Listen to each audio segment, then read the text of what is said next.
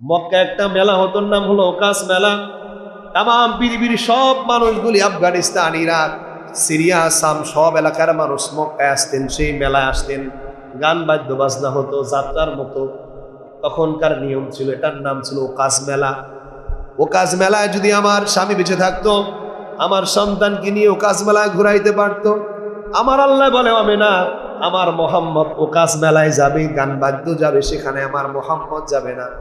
আমি আল্লাহ পাক তোমার সন্তানকে কোথায় ঘুরিয়ে নিয়ে আসবো? 16 দুনিয়ার বাসী, আমি আমার বন্ধুকে দুনিয়া থেকে আমি আল্লাহ সিদরাতুল মুনতাহা 70,000 নূরের পর্দা ভেদ করে আমি আল্লাহ জান্নাত দেখাবো, জাহান্নাম দেখাবো, লৌহ কলম আরশ সব দেখাবো।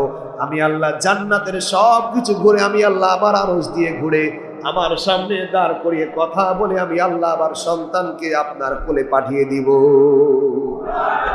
আপনি আপনার বাপ মোহাম্মদের বাবা বেঁচে থাকলে তো মক্কা দিয়ে ঘোরাতো, আর আমি আল্লাহ আমার রসুলকে ঘোরালাম দুনিয়ায় না, 7 আসমান ভেদ করে, 7 আসমান, লাম জামান, লাম মাকান, সিদরাতুল মুনতাহা, আরশ ভেদ করে জান্নাত জাহান্নাম সব ঘুরিয়ে নিয়ে আসবো।